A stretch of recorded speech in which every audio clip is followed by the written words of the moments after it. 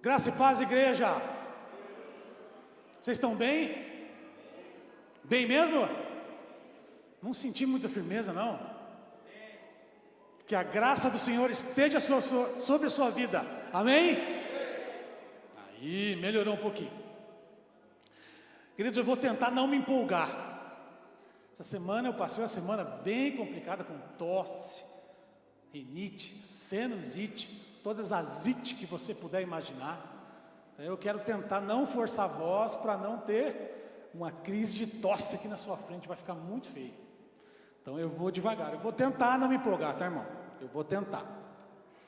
Queridos, nós começamos na semana passada com o pastor Gilberto uma nova realidade aí de ensino. Nós queremos falar a respeito da pessoa do Espírito Santo, trazer algo sobre ele, como ele se movimenta, quem ele é, o ambiente que eu preciso saber e preparar para que ele venha e coisas do gênero. Nós queremos trabalhar todos os aspectos que envolvem a pessoa dele, para que você tenha uma base, e depois de você ter essa base, a gente buscar ele realmente com toda a força, e sermos tocados por ele, amém? E saímos aqui renovado, como o Val cantou aqui, que algo novo venha acontecer na minha vida e na sua vida, em nome de Jesus, amém? Essa realidade já tem sido na minha vida há um bom tempo. Eu já tenho orado a Deus, eu não quero de novo viver segunda, terça, quarta, quinta, sexta, sábado, domingo, trabalho, família. Não que isso não seja bênção, é bom, mas aquela rotina. Deus, eu quero ter umas experiências novas com o Senhor, eu quero realmente ser impulsionado no meu trabalho, através do Teu Espírito, ser impulsionado onde quer que eu esteja, para realmente manifestar o Teu reino aqui na terra, que eu possa ser um canal de bênção. Você recebe essa palavra? Você crê da mesma forma? Diga amém. Glória a Deus. Querido, em João, no capítulo 16, verso 8, vai dizer o seguinte: quando Ele vier, quem? O Espírito Santo, Ele convencerá o mundo do pecado, da justiça e do juízo. Jesus está falando a respeito da sua morte e ida ao céu, e Ele dizendo assim: olha, eu preciso ir, porque se eu não for, o Espírito Santo, o Consolador, não pode vir, e Ele virá, e quando Ele vir, Ele vai convencer o mundo do pecado. O que é o pecado? É tudo aquilo que quebra a lei, é tudo aquilo que quebra os princípios, que quebra os mandamentos. Ele vai convencer também o mundo da justiça. O que é a justiça? É aquilo que Jesus Cristo fez na cruz do Calvário, por mim e por você. Por mim e por você na cruz, Ele se fez justiça, Ele nos justificou, Ele nos salvou, Ele nos deu escape. E é o Espírito Santo que convence, e Ele também vai nos convencer do juízo. Saiba disso, querido, também há uma prestação de contas no dia. Mas não é isso o tema da minha mensagem. Eu quero compartilhar com você outra coisa. E a pergunta que brotou no meu coração é: se o Espírito Santo é quem convence, o que é o nosso papel? Qual o nosso papel nesse processo? Se Ele vem sobre a minha vida e Ele me convence, o que eu preciso saber? O que eu preciso fazer? Ou simplesmente é eu ser convencido e nada muda? Não. Tem algo que eu e você precisamos fazer. Tem algo que eu e você precisamos ter ciência e movimentar nesse princípio. E o tema da minha mensagem é: põe lá, fazer isso. Onde tudo começa. Amém? Há um início. Eu coloquei ali uma estrada com a palavra start, largada, início, começo. Aonde tudo começa? Marcos no capítulo 1, no verso 1, São Marcos vai começar dizendo assim, ó: o princípio do Evangelho de Jesus Cristo. E ele me mostra com isso que há um princípio. O que é o Evangelho? É as boas novas de Jesus Cristo. Ele está dizendo para mim, Ele está dando uma dica para mim e para você, que há algo no início do Evangelho. E o verso 2 desse mesmo capítulo vai ser a chave. Ele vai dizer assim: enviarei à tua frente o meu mensageiro, e ele preparará o teu caminho. A palavra está dizendo a respeito de João Batista. João Batista, querido, ele vinha com uma mensagem, e a mensagem dele era batismo de arrependimento. O que é batismo? É total imersão, não é parcial, é total. São Marcos está me dizendo, querido, no início do capítulo, explicando para mim e para você, que o princípio do Evangelho de Jesus Cristo, o princípio das boas novas, ela precisa ser precedida pelo arrependimento. E não é aquele arrependimento remorso, é aquele arrependimento profundo, é total aprofundamento nele, é eu deixar me subjugar por ele. Quem era João Batista? Quando ele foi interrogado a respeito de que, alguns diziam na época que ele era o Cristo, perguntaram a ele: você é o Cristo? Ele dizia: eu não sou. Você é Elias? Você é Isaías? Algum dos profetas? Não, eu não sou. Se você não é, o que dizes acerca de você? Quem é você? Ele vai dizer: eu sou a voz do que clama no deserto. A voz, eu sou. Ele tinha ciência de quem ele era. Ele era a voz vai me ensinar de uma mensagem. Ele sabia o que ele pregava, o que ele ensinava. E ele estava no deserto. Isso mostra para mim, para você, o lugar aonde ele deveria estar. João Batista sabia quem ele era, sabia da mensagem que ele precisava trazer, e sabia do lugar dele, aonde ele deveria estar. E a Bíblia vai dizer, querido, que as pessoas saíam da cidade e iam ao deserto ter com esse homem. E qual era a mensagem dele? Arrependimento. Arrependa-se.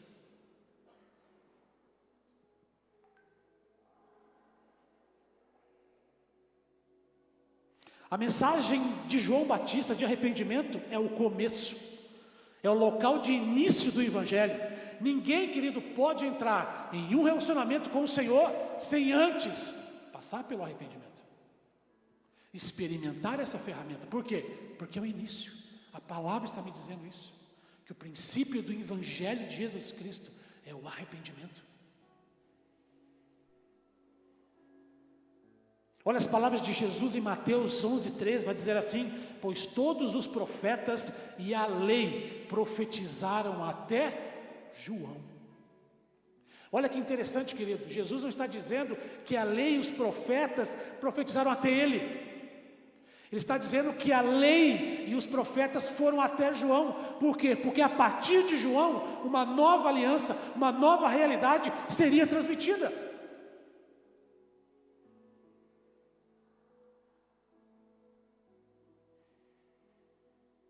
Você observa muitos diálogos de Jesus com os fariseus, com os doutores da lei, e muitas vezes você vai ver ele debatendo com o Senhor Jesus, dizendo: Deus, o que diz a respeito do divórcio e do novo casamento? Ah, mas Moisés deu a carta de divórcio, não deu? Sim, Moisés deu, mas pela dureza do coração de vocês. Mas não foi assim desde o início. Como era desde o início? E aí ele remete a palavra do Senhor lá no Jardim do Éden. Deus fez homem e mulher, e os dois se tornariam uma só carne, aliança de casamento. Esse é o propósito de Deus. Esse era o propósito e continua sendo. E aí ele emenda dizendo: mas eu porém vos digo. E aqui, querido, o Senhor Jesus traz uma nova aliança. E nesse caso, a respeito de arrependimento, ele está dizendo que a lei do Antigo Testamento a respeito do arrependimento seria recebido um up a partir de João Batista. Ele traria algo novo a respeito dessa verdade. E eu quero compartilhar isso com você. Eu quero fundamentar algumas coisas importantes para você aqui do início. Amém?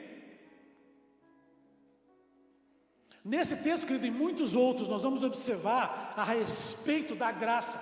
Não é o tema da minha mensagem, mas o arrependimento sendo o início. Quando você se submete a ele, você recebe o empoderamento da graça.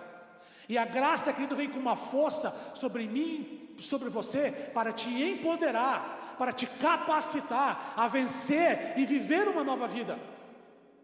A graça já não é mais aquela graça que todo mundo, talvez, você já ouviu alguém pregar dizendo: amigão, viva a sua vida. O Senhor Jesus sabia que você não ia dar conta do pecado, então Deus enviou Jesus para morrer na cruz do Calvário, e agora através da morte, a graça está sobre a nossa vida, dizendo para mim e para você, que a graça é uma desculpa, para que eu e você podemos cair na gandaia, cair aí na vida e, deixa a vida me levar, a vida leva eu. Pelo contrário, a graça é um empoderamento, é uma força que nos leva, nos capacita a vencer o pecado. E o arrependimento, querido, é o início, é o começo. Eu quero dramatizar para você entender melhor. Vou chamar aqui meus atores, por favor. Felipe e Val, eles são verdadeiros atores, com certeza.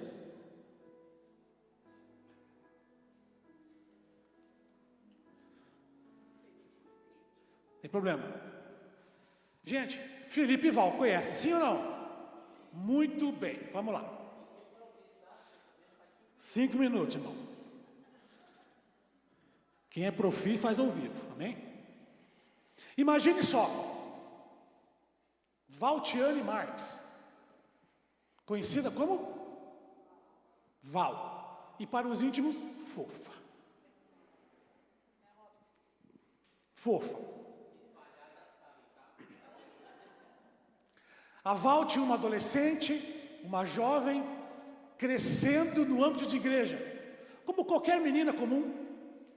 Desejos, sonhos, paixões, uns gatinhos aqui, uns gatinhos ali.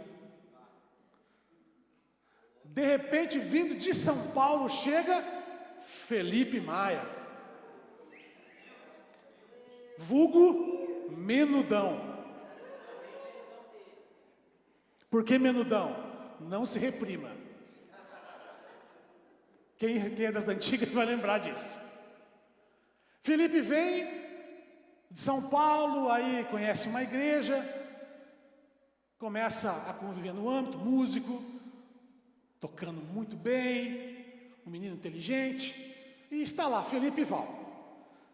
Felipe dá uma olhada na Val, de cima e embaixo, diz: meu Deus, essa é para casar. Começa a ter um relacionamento. A Val é muito sincera, não tem uma noção. As pessoas dizem para ela: olha, fica esperto que o Menudão está de olho em você. Ah, que isso, não, é bobagem. E aí ele se aproxima mais, e se aproxima mais, até que ele se declara para ela. Coisa linda. Ele se declara para ela, e depois desse início, vem o namoro, vem o noivado e vem o casamento. Aleluia, os dois se tornam o casal Felipe e Val. Só que é o seguinte, irmão, ninguém disse para Val que quando ela entrasse numa aliança de casamento com o Felipe, ela teria que deixar todos os seus ex-namorados, que seria preciso cortar todos os laços emocionais, mentais e físicos com todos os seus ex-namorados. Essa decisão dela seria o começo ou o lugar de início de sua capacidade de entrar numa aliança com o Felipe. Era o mínimo que Felipe esperava. Ninguém contou isso para ela. E ela casou. Não.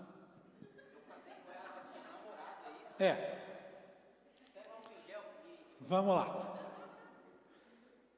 Certo dia, sexta-feira, final do expediente, Val em casa, Felipe saiu do trabalho, dinheiro no bolso, pagamento. Felipe está vindo feliz, já pensando: poxa, hoje não tenho nada, estou com dinheiro no bolso. Pastor Gilberto não marcou ensaio, não marcou reunião, não marcou nada. Então hoje o chão vai tremer. Chegando em casa, ele abre a porta e já sente aquele cheiro do perfume dela, aquele perfume que ele gosta. Ele tem um misto de sentimentos, um misto de alegria porque ele gosta, mas um desespero porque ele pensa: esqueci alguma data importante. E ele puxa na memória, no consciente, no subconsciente, a respeito de alguma coisa, e ele chega à conclusão que ele não esqueceu nada. Por que ela está cheirosa desse jeito? Então ele pensa assim: puxa, eu acho que nós marcamos alguma atividade no meio da semana para hoje e eu esqueci. E ele então pensa, busca lá no consciente e chega à conclusão que não marcaram nada. E ele ficou intrigado com essa situação. Então ele vai para o quarto, vê ela toda top, chapinha, massa corrida, aquela coisa linda, bonita, cheirosa. E de repente ele rompe o silêncio e diz: oi amor, pelo jeito eu posso me vestir social, esporte. Ela olha para ele e diz: oi amor, do jeito que você vai se vestir eu não sei, fique à tua vontade. Ele acha estranho aquele papo. Ele acha estranho aquele papo, dizer: olha, nós vamos em algum lugar especial? Ela olha para ele e diz assim: você, eu não sei, eu encontrei Bernardo, o meu ex-namorado, e marquei de sair com ele hoje, jantar e passar a noite com ele. Miserica! Olha só. Improviso. Não. Pergunto: como é que você acha que o Felipe iria reagir numa situação dessa? O Felipe ele já está curado, né, irmão? Mas no começo, ele era conhecido no nosso meio como Hulk. E naquele momento ele é invadido por uma ira, uma raiva que vai subindo e vai dizendo para ela assim: como é que é? Vai sair? Mas você não pode. Como que eu não posso? Não pode. Essa aliança que está na minha mão, que está na tua, me garante isso. Como assim? Sim, a partir do momento que você colocou essa aliança, você está dizendo por o resto dos teus ex-namorados que agora você tem uma aliança comigo e eu tenho uma aliança com você, e você não pode mais sair e ter relacionamento com outros homens. E Felipe então corre para a porta, tranca, guarda a chave e diz: daqui você não sai. Isso, daqui você não sai. Boa ideia. E inicia-se primeira vez uma discussão e uma briga entre o casal. Senhoras e senhores, Felipe Valtiani.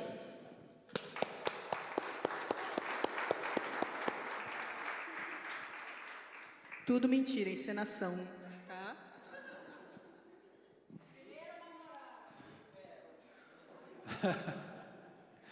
Gente, é só para a gente dar um pouco de risada, porque o tema é pesado. Pergunto para você: se fosse no teu caso, como você reagiria? Ah, irmão, a nega lá em casa, se ela saísse, ela não voltava mais. Ficaria com ciúmes você, sim ou não? Eu também. Eu não admitiria isso de forma nenhuma. Minha pergunta para você é: você acha que com Deus é a mesma forma? Você acha que Deus não tem ciúmes de mim, de você? Você não acha que a partir do momento que eu fiz uma aliança com Ele de relacionamento, eu posso ter essa liberdade de trazer amantes para esse relacionamento? Porque se para nós isso é inadmissível, por que você acha que para Deus isso pode ser normal? E nós temos uma aliança, formamos uma aliança com Ele, e nós estamos daqui a pouco, o nosso relacionamento com Ele, cheio de adultério, idolatria, pecados e coisas do gênero. Não é coincidência aqui do que as primeiras palavras de João fossem Mateus 3:2, arrependam-se, pois o reino de Deus está próximo. Essa era a mensagem dele. Veja as primeiras instruções de Jesus, Mateus 4:14, arrependam-se, pois o reino de Deus está próximo. O nosso Senhor Jesus sabia, querido, que arrependimento é o início, mas não só o início, mas é o lugar também de um recomeço. Quem sabe você diz, essa palavra não é para mim, eu já estou na igreja há muitos anos, eu já me arrependi quando aceitei Ele como Senhor e Salvador, quando eu iniciei o meu relacionamento com Ele, mas de lá para cá, querido, quem sabe a tua vida não é mais a mesma coisa. O teu relacionamento com o Senhor está complicado, está feio. Por quê? Porque tem muita coisa envolvida. Eu quero dizer para você que sim, o arrependimento é o lugar de início, mas também é o lugar de um novo recomeço para mim e para você. É a ferramenta, é o escape que o Senhor nos deu para usufruir disso e fazer uso. Arrependimento, querido, não é uma opção. Jesus fez a seguinte declaração a um grupo de pessoas, está lá Lucas 13:3: se não se arrependerem, todos vocês também perecerão. Os discípulos, o que pregaram em sua primeira missão, está lá em Marcos 6:12. Então os discípulos foram e anunciaram a todos que deveriam se arrepender dos seus pecados. Até o homem rico, querido, aquela parábola que o Senhor conta, que ele morre e vai para o inferno, ele diz lá em Lucas 16:30, e disse ele, quem? O homem rico, pai Abraão, mas se algum dentre os mortos fosse ter com eles, arrepender-se-iam. Note, querido, que o arrependimento, ele faz parte do Novo Testamento, da Nova Aliança, que ele é o princípio, ele é o início, ele não foi trazido e dito no Velho Testamento, e sim no Novo. Por quê? Porque é algo inicial, é algo importante para mim e para você. Veja que eu estou levando você a um conhecimento, a uma base bíblica a respeito dessa verdade. Aí, depois da ressurreição de Jesus, você acha que a mensagem foi trocada? Não, pelo contrário. Lucas registra isso, que ele volta, se encontra com os discípulos, ele repreende a dureza do coração deles, porque agora estão perdidos, não sabe para onde vão. Morreu o mestre, ressuscitou, eu não sei onde está, e ele aparece, ele repreende, e ele traz ao entendimento deles, traz à tona o que os profetas diziam a respeito de Jesus. Está em Lucas 24:47, em seu nome que se pregasse o arrependimento e a remissão de pecados em todas as nações, começando por Jerusalém. Arrependimento não deixou de existir, pelo contrário, depois da morte e ressurreição, se tornou mais viva. Veja o exemplo do apóstolo Pedro, as suas instruções, depois do grande batismo com o Espírito, em Atos do capítulo 2, ele vai dizer assim, e disse-lhes Pedro, arrependei-vos, e cada um de vós seja batizado, em nome de Jesus Cristo, para perdão dos pecados, e recebereis o dom do Espírito Santo. Será que Paulo, irmão, pregou algo diferente? Não.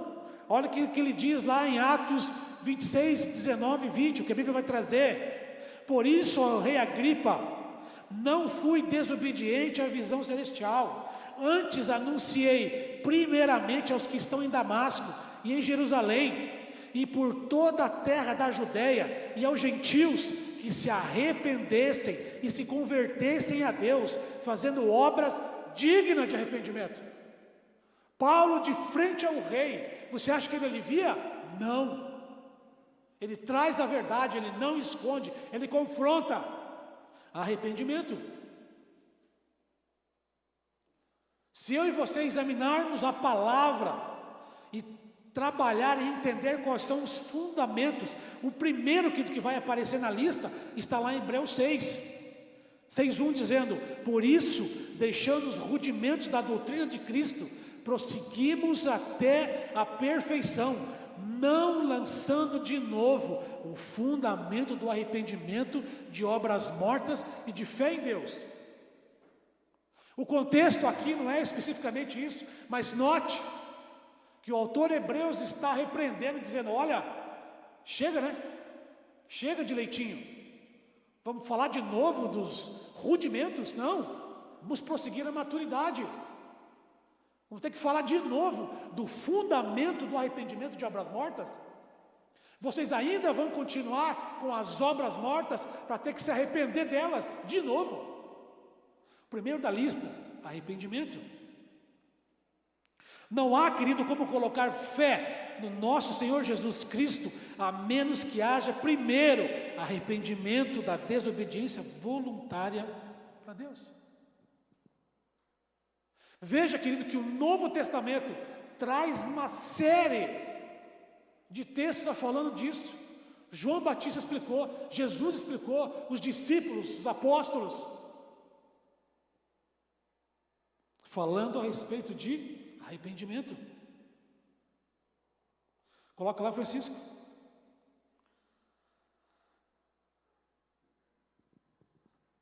Ao insistirmos em nos apegar a partes limitadas do Novo Testamento, que o Novo Testamento ordena, nós criamos um Jesus falsificado. Há engano em nosso coração e a nossa fé é apenas imaginação. Quando nós pegamos textos isolados para trazer ensino que nós mesmos queremos, nós com isso estamos criando um Jesus Cristo falsificado. Um engano está sobre a nossa vida. Olha o que vai dizer Tiago 1:22. Sejam praticantes da palavra e não apenas ouvintes, enganando a si mesmo. A pergunta para você nessa noite é: você tem sido realmente um praticante da palavra do Senhor? Ou apenas um ouvinte? Se você é praticante, querido, o arrependimento tem que ser algo diário na sua vida. Arrependimento no Velho Testamento, como ele era? O que eles faziam, né? Qual era a demonstração de arrependimento? Eles vestiam pano de saco e se cobriam de cinzas. Eles pranteavam, lançavam-se no chão e frequentemente derramavam muitas lágrimas para evidenciar o seu arrependimento. Era uma exibição externa de remorso e um retorno à obediência a Deus. No Velho Testamento, querido, arrependimento era um sinal externo. Era uma forma de dizer que havia arrependimento ou remorso daquilo que estava sendo feito e uma volta ao Senhor Jesus. Era algo externo. E João Batista, quando vem trazendo essa nova realidade, esse princípio de arrependimento, qual é a ênfase que ele vai trazer? Que agora não está mais ligada às questões externas, e sim no coração. A ênfase vai ser no coração. E o coração aqui, querido, não é o órgão que bombeia o sangue e manda os nutrientes para o corpo. Mas o coração aqui é o ser, quem você é, suas emoções e assim por diante. Olha só, no Novo Testamento, a palavra arrependimento significa metanoia. Você deve ter ouvido falar sobre isso. E o verbo arrepender-se é metaneu. Eles são encontrados 24 e 34 vezes no Novo Testamento, evidenciando e mostrando para mim e para você a importância dele nos nossos dias. E ele tem um significado de mudança de mente. Está certo? Sim. Mas não só uma mudança de mente. A enciclopédia Becker, norte-americana, ela vai trazer um significado muito legal. Ela declara literalmente que arrependimento é uma mudança de mente. Sim, não em relação a planos, intenções ou crenças particulares, mas uma mudança na personalidade inteira. E eu gostei dessa definição quando ele diz que é uma mudança da personalidade. Por quê? Porque o que é personalidade? A personalidade é uma qualidade ou a condição de um ser, de uma pessoa. A personalidade é quem você é. Os teus desejos, emoções, comportamentos, aquilo que você gosta e aquilo que você não gosta, personalidade. E ela vai dizer que além de uma mudança de mente, é uma mudança de personalidade. O que ele está dizendo, querido? Que além dessa mudança de mente, ela vai descer para o coração, e descendo para o coração, que é o seu ser, que é quem você é, vai haver uma mudança na tua personalidade. E você, daquela data em diante, vai começar a gerar frutos genuínos de um arrependimento verdadeiro, de alguém que foi submergido de uma forma total ao arrependimento, e o nascimento para uma nova criatura, uma nova vida, não só mudando aquilo que você acha ou pensa, mas mudando o seu ser, mudando quem você é em essência.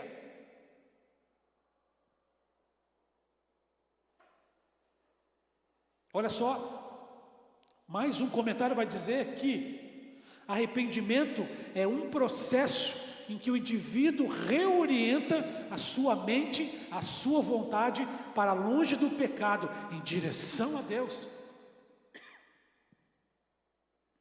Efésios 4:28 vai dizer assim: aquele que furtava, não furte mais, antes trabalhe, fazendo com as mãos o que é bom, para que tenha o que repartir com o que tiver necessidade. Olha o que ele vai dizer: aquele que roubava, já não roube mais. Mudança de 180 graus, mudança de mente. Mas só isso? Não, antes trabalhe. Não era só deixar de roubar, mas era fazer algo além disso, era trabalhar. Mudança de mente e de coração, personalidade. Agora eu não roubo mais, agora estou trabalhando, estou indo além. Por quê? Porque eu entendi que o meu relacionamento com o Senhor não permite essa prática. Você entende, querido, que é muito além do que a gente pode imaginar muitas vezes? Você entende, querido, que é muito mais do que intelecto, do que é conhecimento apenas, do que é uma prática, é uma vida aos pés do Senhor, diariamente, que é o início, mas também é um recomeço. Eu já estou me empolgando. Vamos lá, Francisco?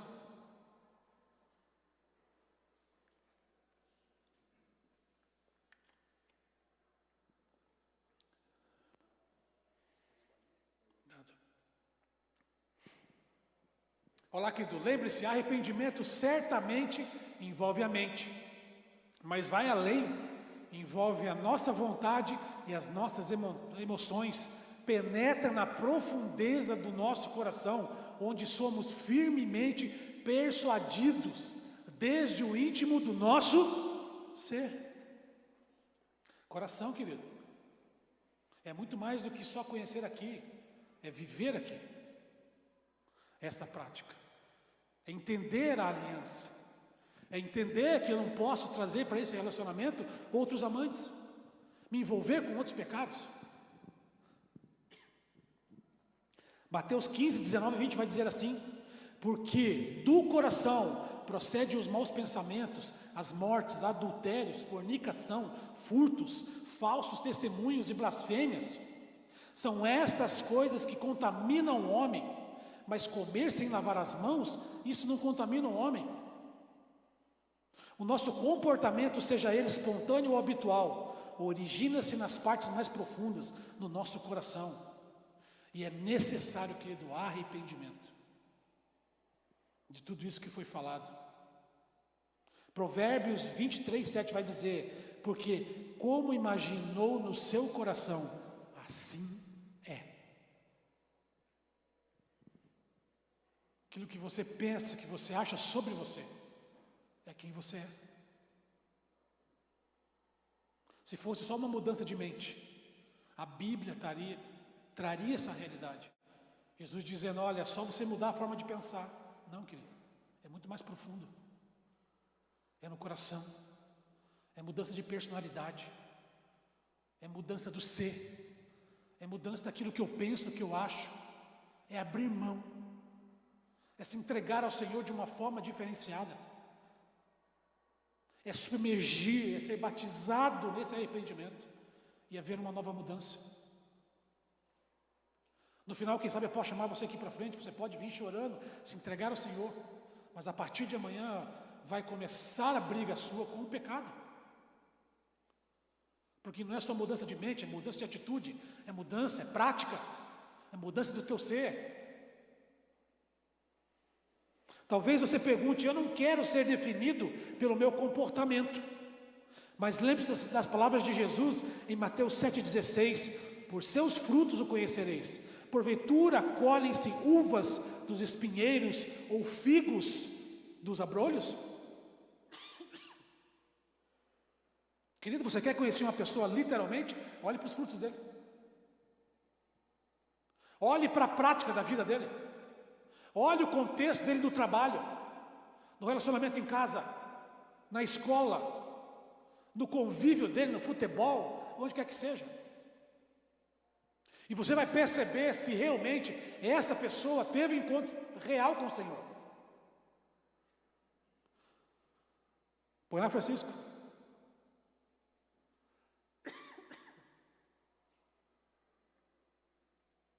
Não é isso aí não. É isso aí.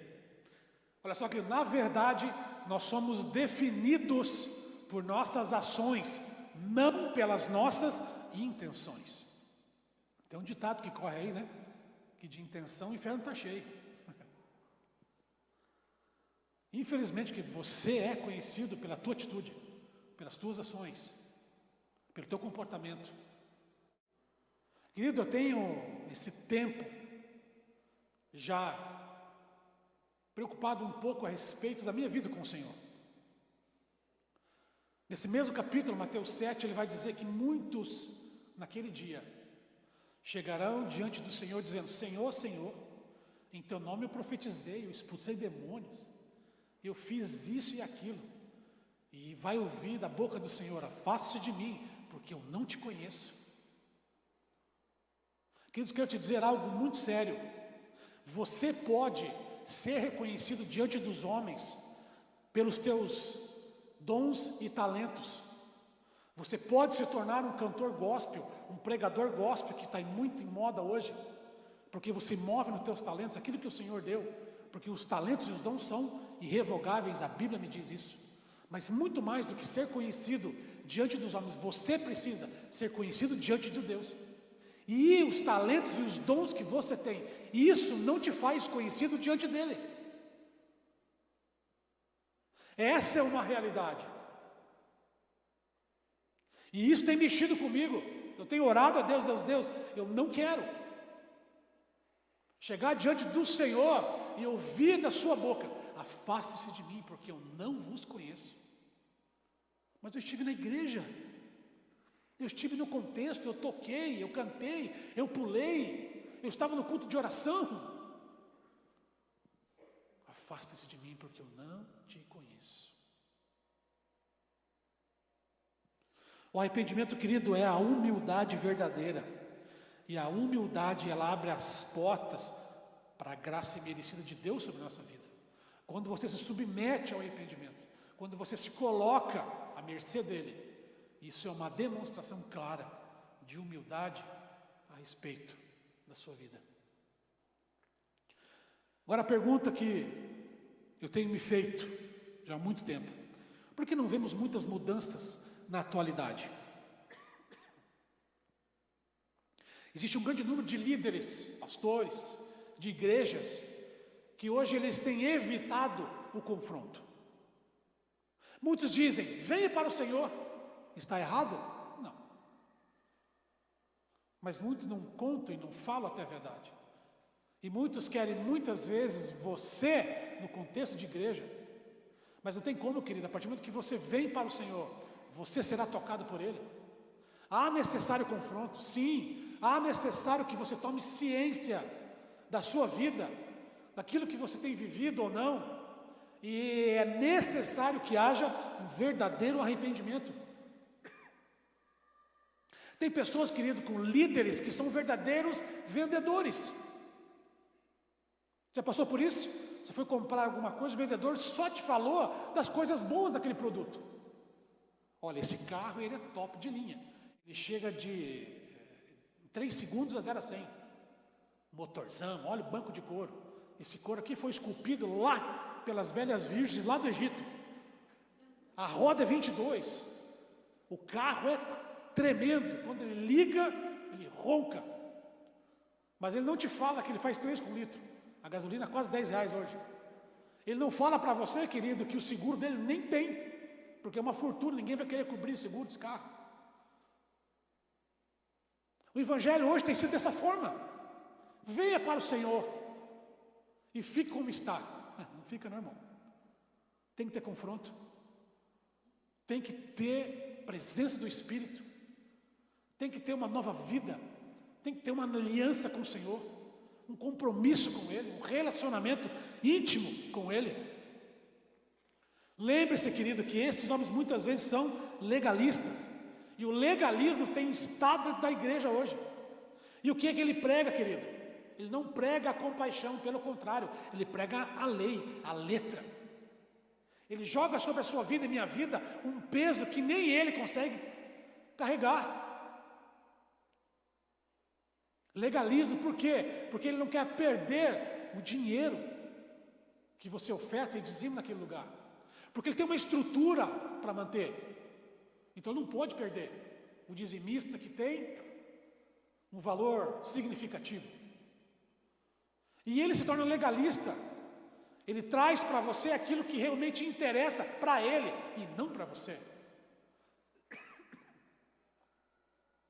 Mas olha só, Mateus 23:3 vai dizer assim: mas ai de vós, escribas e fariseus, hipócritas, porque fechais aos homens o reino dos céus, e nem vós entrais, nem deixais entrar aos que estão querendo entrar.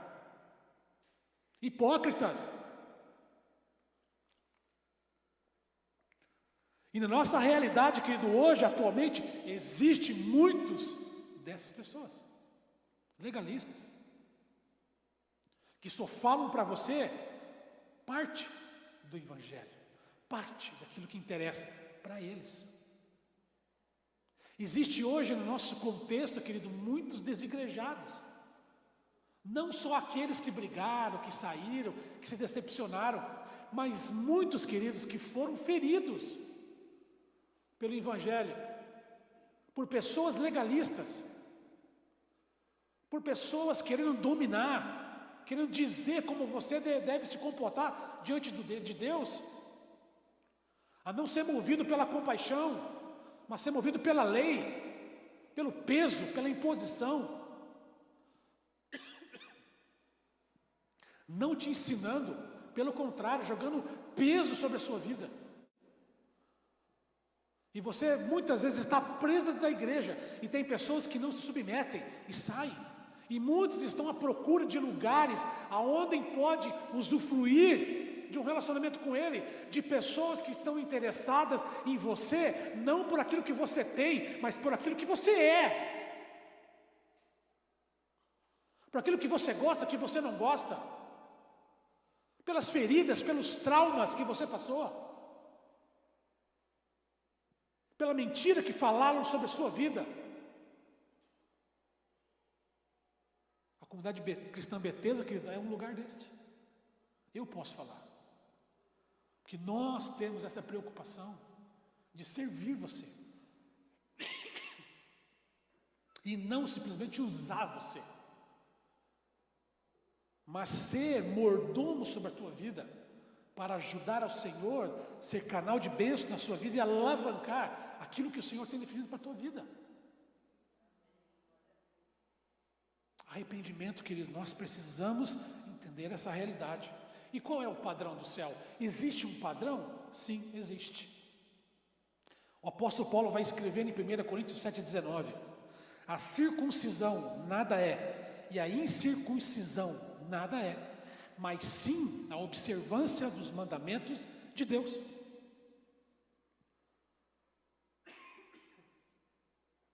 Desculpa, irmão. Qual é o padrão? A observância dos mandamentos.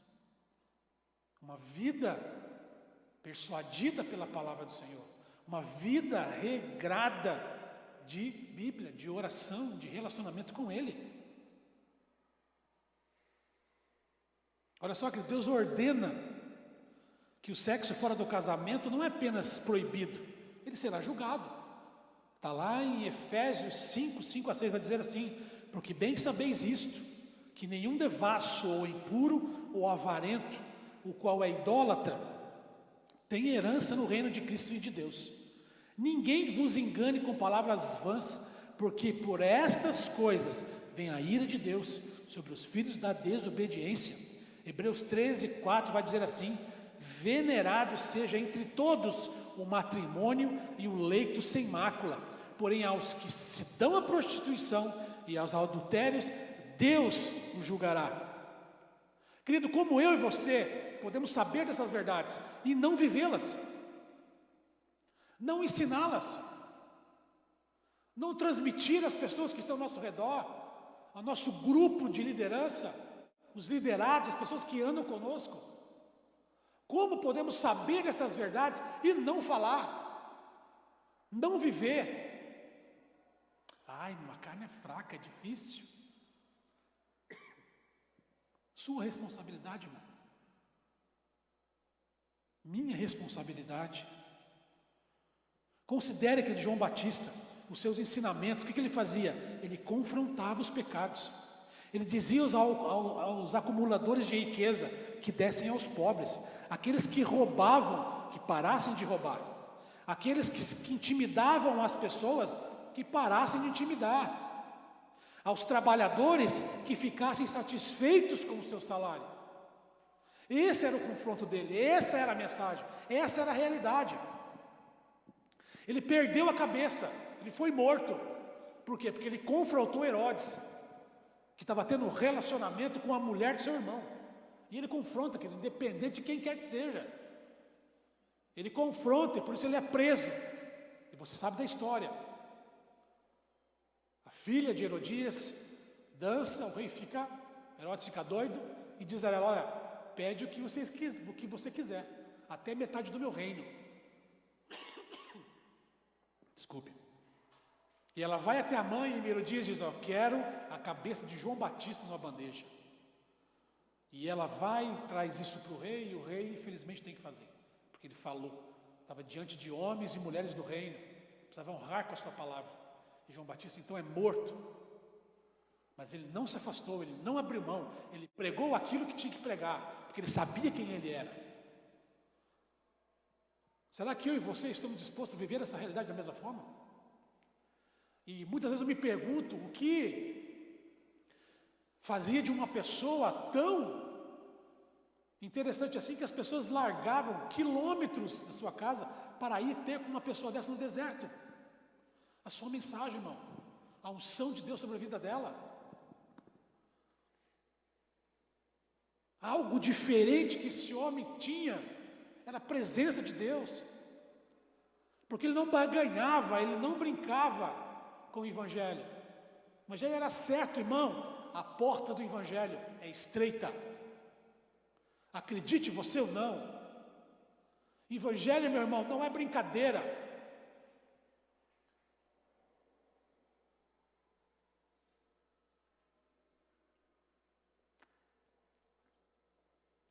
Hoje, pregar essa realidade dentro da igreja tem sido algo muito atual. Porque, querido, muitos perdidos estão aqui dentro, vivendo anos de igreja, mas vivendo como se aqui fosse um clube, uma empresa que você vem, bate cartão, assiste o culto, bate o cartão e vai embora. Não há mudança. Será que só assuntos como adultério, pornografia e promiscuidade sexual eu devo me arrepender? Não.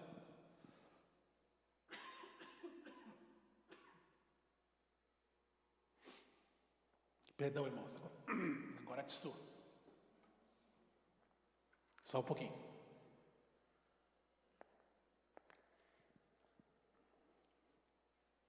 Eu vou me empolgando, vou forçando e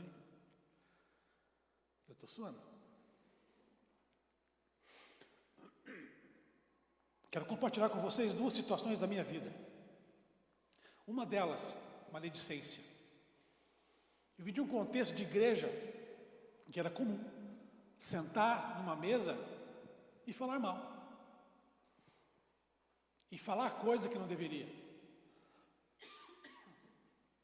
1 Pedro 2:1-2 vai dizer assim: despojando-vos, portanto, de toda maldade e dolo, de hipocrisia, invejas e de toda sorte de maledicência, desejai ardentemente, como crianças recém-nascidas, o genuíno leite espiritual, para que por ele vos seja dado crescimento para a salvação.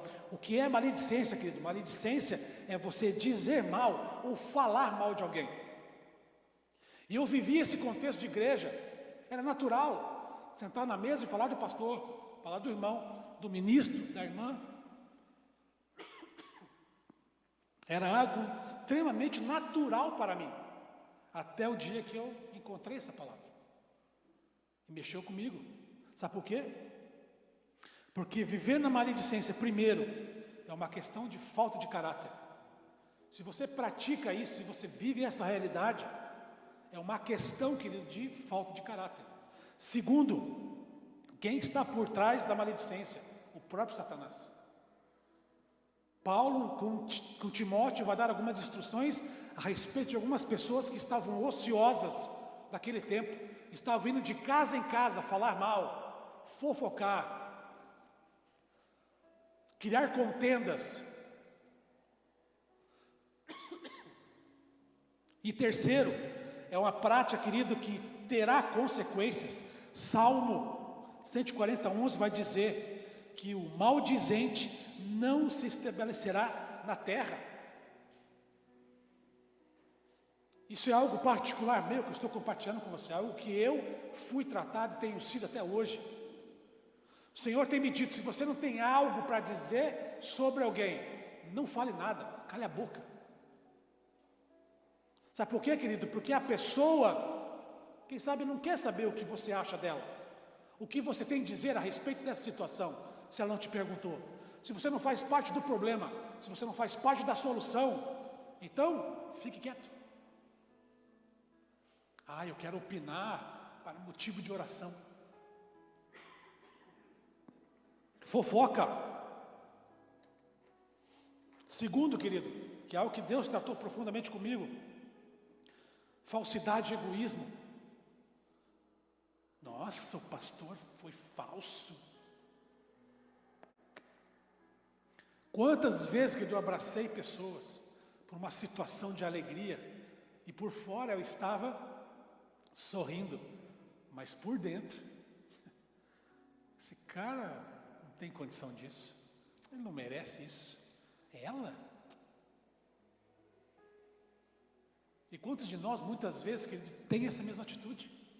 Achamos que sabemos, estamos acima de pessoas, nos achamos melhor, não conseguimos nos alegrar com as pessoas, porque chegou o tempo de Deus na vida dela. Quem sabe ela já passa por uma situação há anos, dificuldades, e aí o Senhor vem com graça, e muitas vezes eu e você, nós não conseguimos nos alegrar com eles. Pelo contrário, a gente só quer pra gente. Saiba, querido, que o tempo na vida dessa pessoa chegou, e amanhã, quem sabe, é o teu tempo. Se você não tem nada para dizer, não fale, ore por essa pessoa.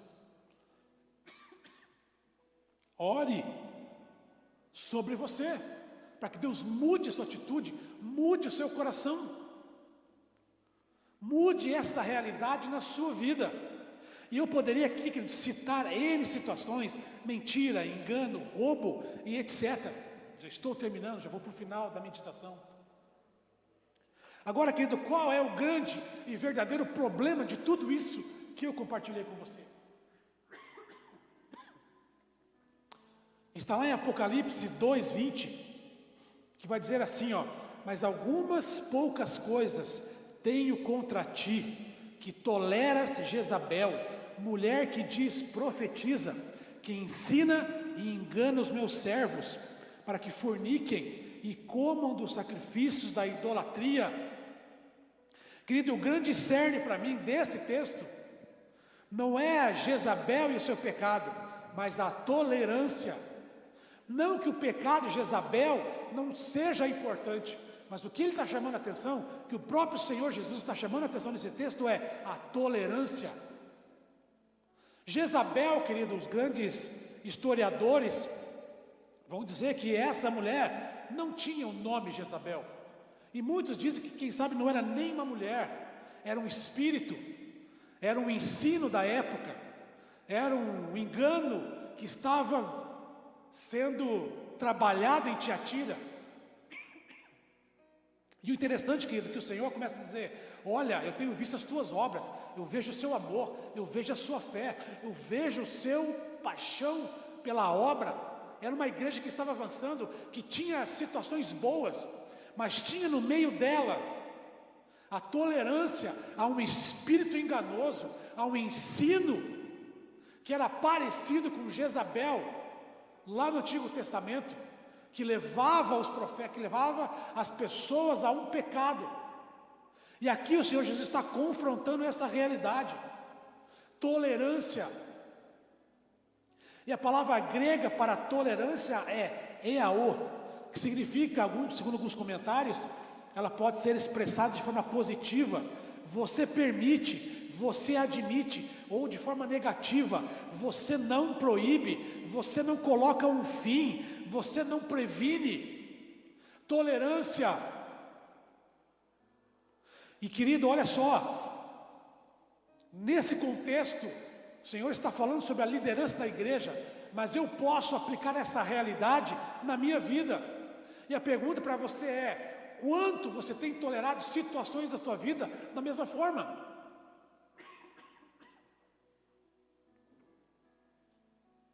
Apocalipse 2:21 vai dizer: olha, eu dei tempo para que se arrependesse de sua fornicação, mas ele não se arrependeu.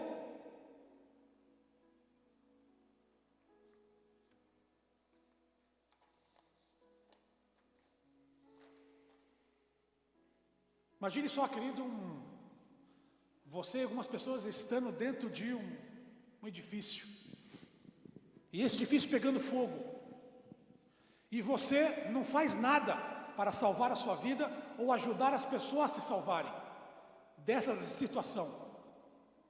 Mas pelo contrário, os teus ensinos: Deus está conosco, vamos ser abençoados, vamos continuar dessa mesma forma. E muitos que eles têm vivido nessa realidade e não estão se dando conta de que o telhado está se desabando, está vindo abaixo. Muitos têm olhado para certas coisas da vida e têm fingido que é normal, que é natural, que nada vai mudar, que Deus é amor, que Deus é tremendo e Ele não vai me condenar, Ele não vai vir com sua mão sobre a minha vida. A pergunta para você é, querido: quanto tempo você vai tolerar os pecados da sua vida?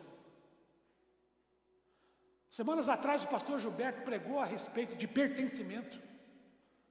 Quem sabe quando ele perguntou a você qual era o teu sentimento a respeito disso, você até teve vontade de dizer: eu pertenço. Mas ao mesmo tempo você sabe ver o diabo confrontando você e dizendo: você pertence à igreja? Você pertence a mim. Olha isso aqui que está na tua vida. Olha isso aqui que está na tua vida que você não larga. Olha esse vício. Olha essa situação. Olha isso. Olha aquilo. E você não consegue corresponder. Você não consegue se posicionar. Por quê? Porque o diabo está diante de você. Porque você tem tolerado. A pergunta para mim e para você é: quanto você vai tolerar o teu filho que não quer nada com o Senhor Jesus? Quanto você vai tolerar o teu filho tendo um relacionamento com a namorada embaixo do teu teto da tua casa? E você sabendo que isso não é correto, e você tolera, porque ele é meu filho, e você passa a mão pela cabeça? Quanto tempo você vai tolerar sendo um ogro com a tua mulher? Achando que isso é natural: eu sou assim mesmo, eu casei com ela assim. Quando você, esposa, vai tolerar ser uma esposa displicente, falta de temor ao Senhor, de cuidados com o teu marido, com a tua casa? Estava conversando com o irmão Lindomar ontem aqui na feijoada. Nós falamos a respeito da atualidade, das mídias atualmente, das dificuldades que nós temos vivido. Eu compartilhando com ele, falei: olha, Lindomar, eu tenho 2 filhos homens, Nós, eu e minha esposa, temos ensinado eles a serem homens genuínos e verdadeiros desde pequenos, orando por ele, ensinando. Mas isso não é uma garantia que no futuro eles venham se desviar disso e fazer as suas próprias escolhas. Mas eu sei, querido, quem eu sou em Deus. Eu sei do Evangelho. Eu vou continuar amando os meus filhos. Eles serão os meus filhos. Mas eu não vou aceitar as escolhas deles, se essas escolhas forem contra a palavra do Senhor. E muitos de nós têm tolerado isso. Muitos de nós têm tolerado os filhos estarem submersos na tecnologia, com relacionamento e amizade inadequadas e impróprias. Muitos, queridos, para que o filho aqui dentro do templo fique quieto, entrega o celular, entrega os jogos. E eles estão jogando, eles estão aqui, em vez de estar prestando atenção no louvor, na palavra, cantando, sendo edificados desde pequeno. E a pergunta para mim e para você é: quanto você vai tolerar isso? Quanto você vai tolerar, querido, o flerte que você tem com outras mulheres por aí? No trabalho, no mercado? Quando, querido, você vai tolerar hoje o problema da pornografia na sua vida? É o mal do século hoje. A homens e mulheres. Tolerância. Quando, querido, nós vamos tolerar toda essa realidade? Em ter um relacionamento com o Senhor e trazer amantes para o relacionamento. E você acha que ele não tem ciúmes? Você acha, querido, que ele aceita isso? Ele é Deus.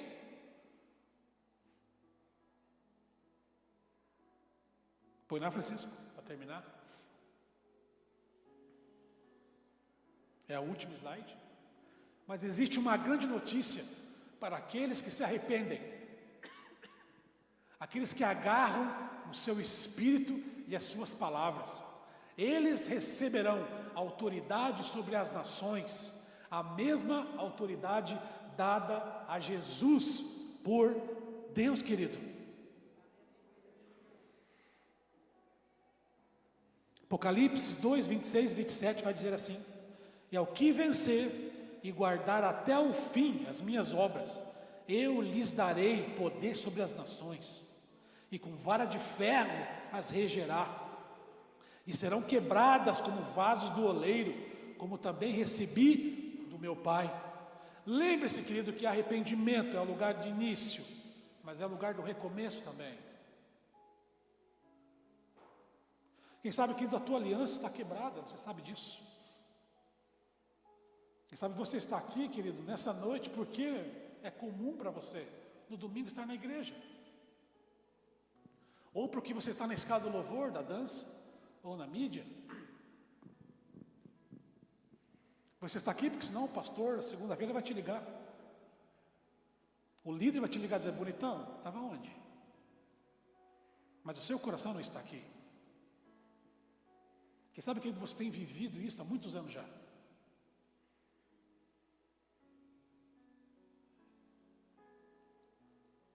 E a pergunta para você é: vai fazer o que com isso? Querido, o Espírito Santo te convence nessa noite. A palavra do Senhor garante isso. Ele que convence eu e você do pecado. Qual deve ser a sua postura diante disso? Arrependimento, abandono e voltar a sua vida ao Senhor. Recomeçar é a porta de entrada para submergir ao Senhor. Com o tempo você vai tolerar as práticas do pecado na sua vida. Quanto tempo você vai tolerar essa situação que Ele está falando com você agora aí? Você vai admitir isso? Você vai achar que isso é natural? Que é assim mesmo? Quanto tempo, querido? Fica de pé.